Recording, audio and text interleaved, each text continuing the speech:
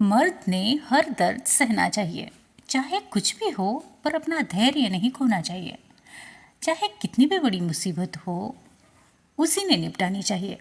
और तो उसने कभी बात बात पर रोना भी नहीं चाहिए, उसके कभी आंखें भरनी भी नहीं चाहिए। उसने तो बस हर समय मजबूत बने रहना चाहिए। पर क्यों? हाँ, मेरा सवाल है, क्यों क्यों ऐसा? क्या मर्द को कभी दर्द नहीं होता होगा? हम्म। हाय, मेरा नाम है शीतल और आज फिर से लेकर आई हूँ एक पावर टॉक। हम अक्सर मेंस के बारे में एक माइंडसेट बनाकर रखते हैं कि mens should be powerful, he should be on, उसका एक साम्राज्य हो और तो उसकी जेब हमेशा भरी हो। और हाँ, लड़कियां हारे तो बात अलग है, पर लड़कों ने कभी नहीं हारना चाहिए। पर क्या इन सारी तालीमों के बीच में खुद से लड़ते लड़ते उन मर्दों को दर्द नहीं होता होगा? उनके अंदर जो चीज़ धड़कती है वो पत्थर है क्या? वो भी तो दिल ही है ना। और अगर रो कर दो आंसू निकाल दे है आंखों से, तो मुझे लगता है वो सबूत है इस बात का कि उन्हें भी तकलीफ़ होती है, वो भी दर्द महसूस करते हैं। अब मजबूत बने भी तो कितना, वो भी तो इंसान ही है ना। उन्हें भी तो टूटने का हक है।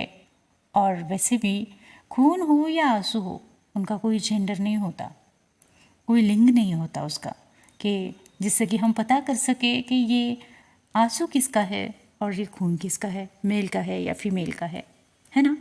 मुझे नफ़रत है इस बात से कि हमारे समाज में बचपन से कहा जाता है मर्दों को कि आंसू ना औरत होने की निशानी है। और इसीलिए तो कहा ना कि आंसुओं का कोई मेल या फीमेल ऐसा क्राइटेरिया नहीं होता। यूँ तो बचपन से कहा जाता है कि भाई, दोस्त, पिता या फिर आदमियों की तरह बनो। औरत बन रहा है तू, अगर छोटी छोटी बातों पर बोल दिया जाता है ना। पर एक्चुअली में रोना तो इस बात की निशानी है कि उन्होंने भी अपने अंदर कोई तकलीफ़ महसूस की है, कुछ चुभा है अंदर से उन्हें, टूटे हैं वो भी, महसूस किया है कि अंदर से उन्हें भी तकलीफ़ होती है, कुछ ऐसा जो उनके दिल में भी तकलीफ़ दे रहा है। और मेरा मानना है कि कोई भी फीलिंग, जैसे रोना हो, तकलीफ़ या गम, खुशी या फिर गुस्सा, इसे हम किसी जेंडर में, किसी स्त्री पुरुष के भेद में थोड़ी ना कैद कर सकते हैं। ये तो बहुत ही नाइंसाफ़ी है फिर, है ना। क्योंकि बनाने वाले ने तो उसी मिट्टी से मर्द भी बनाया है और उसी मिट्टी से औरत भी। इमोशंस भी तो सेम ही डाले ना दोनों में भी। पर ये भेद तो हमने किया है ना, जैसे औरत को सॉफ्ट होना चाहिए और मर्दों को हमेशा हार्ड रहना चाहिए। हमारा समाज कहीं ना मर्दों को टूटना, मर्दों का रोना, आंसू, ये सब कुछ बर्दाश्त ही नहीं कर पाते। पर उन्हें भी तो दिल है और दिल के साथ दर्द भी है।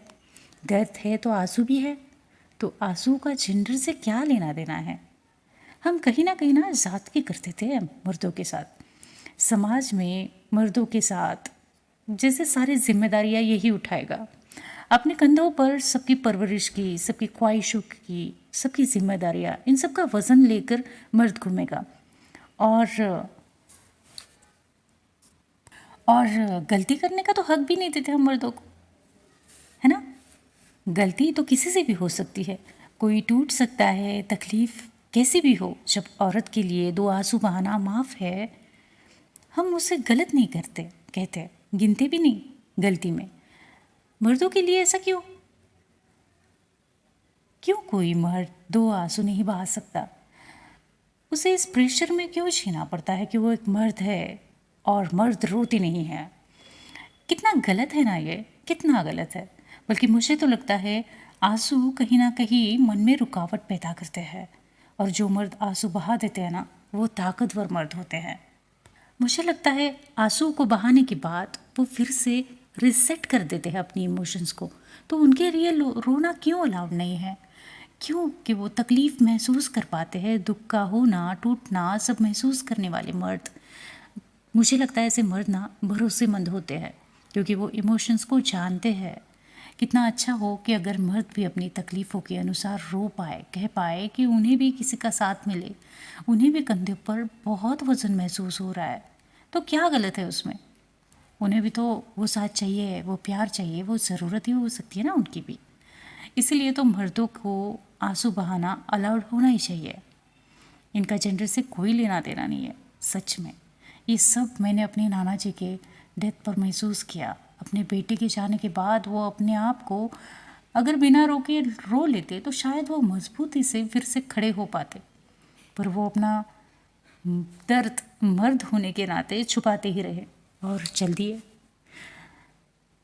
आज मेंस डे है, इसीलिए मैं अपनी पॉडकास्ट में मर्दों के दर्द के बारे में कुछ कहना चाहती थी। Happy men's day. और हाँ, ऐसे जितने भी लोग हैं ना अपनी लाइफ में जो आपको सपोर्ट करते हैं, मेल मेल फिगर, आप उन्हें भी तो सेंड कर सकते हैं ये मेरी पॉडकास्ट। और हाँ, बने रहिए मेरे साथ ऐसे ही।